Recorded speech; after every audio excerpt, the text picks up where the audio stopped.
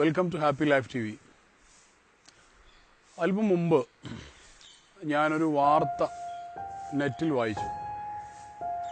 പെൺകുട്ടിയെ പ്രസവിച്ചതിന് ഭാര്യയെ ഷോക്കടിപ്പിച്ചു കൊന്നു എന്നാണ് വാർത്ത.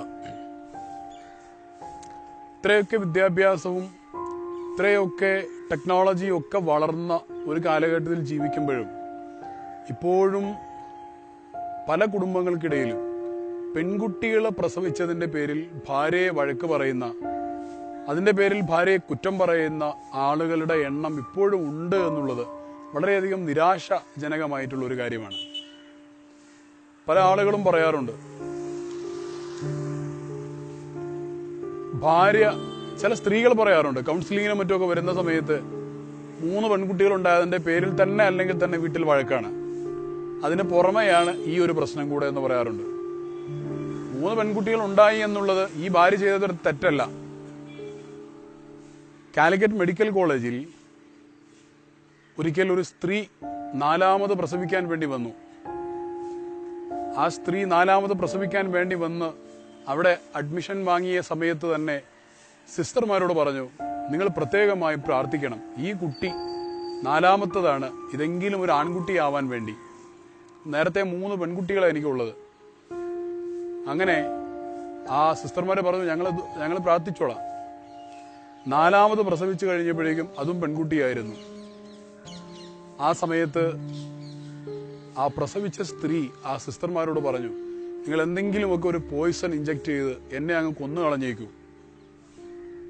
കാരണം ഇനിയും ഒരു പെൺകുട്ടിയെ പ്രസവിച്ചാൽ വീട്ടിലേക്ക് പ്രവേശനമില്ല എന്ന് എൻ്റെ ഭർത്താവും ഭർത്താവിൻ്റെ മാതാവും എന്നോട് പറഞ്ഞിട്ടുണ്ട്. അതുകൊണ്ട് ദയവ് ചെയ്ത് എന്നെ കൊന്നു കളഞ്ഞേക്കൂ എന്നാണ് ആ സിസ്റ്റർമാരോട്, നഴ്സിനോട് ആ സഹോദരി പറയുന്നത്. ഇവിടെ നാം മനസ്സിലാക്കേണ്ട, പലർക്കും അറിയുന്ന ഒരു കാര്യമാണ്, എന്നാൽ പോലും നമ്മളുടെ ഉള്ളിൽ നിന്ന് ആ ഒരു ഭാഗം ഇങ്ങനെ പൊന്തി വരികയാണ്. പെൺകുട്ടി ഉണ്ടായാലും ആൺകുട്ടി ഉണ്ടായാലും നമുക്ക് മക്കളെ തരുന്നത് ദൈവമാണ്. ഏത് കുട്ടിയെ കിട്ടിക്കഴിഞ്ഞാലും വളരെയധികം സ്നേഹത്തോടെ സന്തോഷത്തോടെ സ്വീകരിക്കാനുള്ള ഒരു മനസ്സാണ് നാം കാണിക്കേണ്ടത്. ഇനി കുറ്റം പറയാമെങ്കിൽ സ്ത്രീക്ക് പറയാം. കാരണം ഇതിനെക്കുറിച്ച് പഠിച്ചിട്ടുള്ള ആളുകൾക്ക് അറിയാം, പലർക്കും അറിയുന്ന കാര്യമാണ്. പെൺകുട്ടി ഉണ്ടാവാനുള്ള കാരണം എന്ന് പറയുന്നത് സത്യം പറഞ്ഞാൽ പുരുഷനാണ്. കാരണം പുരുഷന് സെക്സ് ക്രോമസോമുകൾ 2 ഉണ്ട്, സ്ത്രീക്കും 2 സെക്സ് ക്രോമസോമുണ്ട്.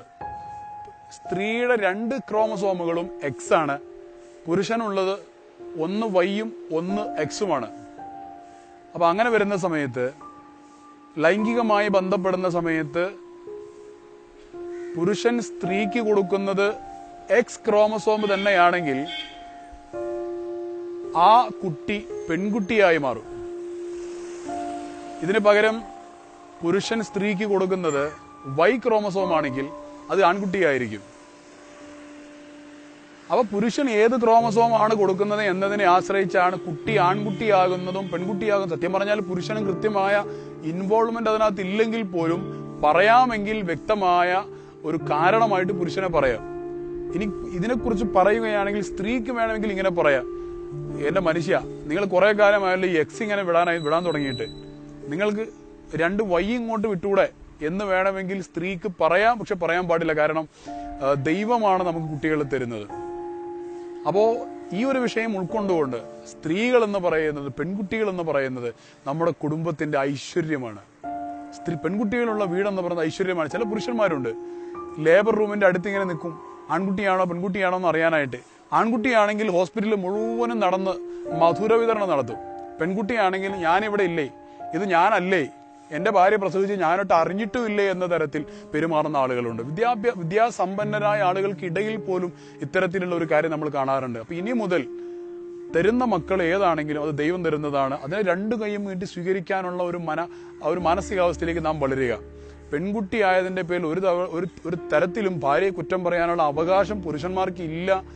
അത് ആരും പുരുഷൻ സ്ത്രീയെയും പറയാൻ പാടില്ല എന്ന് നാം പ്രത്യേകമായി മനസ്സിലാക്കുക. എന്നാലും അതിന്റെ ആ ക്രോമസോം ഇമ്പാക്ട് ഒന്ന് പറഞ്ഞു എന്ന് മാത്രം. അപ്പൊ ആ പെൺകുട്ടികൾ നമ്മുടെ വീടിന്റെ ഐശ്വര്യങ്ങളാണ്. പെൺകുട്ടികളെ കുറ്റം പറയാത്ത, പെൺകുട്ടികൾ ഉണ്ടായതിന്റെ പേരിൽ ഭാര്യയോടോ ഭാര്യയുടെ മക്കളോടോ വിഷമിക്കാത്ത, അങ്ങനെയുള്ള ഒരു മാനസികാവസ്ഥയിലേക്ക്, പോസിറ്റീവ് മാനസികാവസ്ഥയിലേക്ക് നാം വളർന്നു വരിക നമുക്ക് സാധിക്കട്ടെ എന്ന് ആശംസിച്ചുകൊണ്ട് കൂടുതൽ വിഷയങ്ങളുമായി അടുത്ത എപ്പിസോഡുകൾ വീണ്ടും കാണാം. Watch and subscribe happy life TV.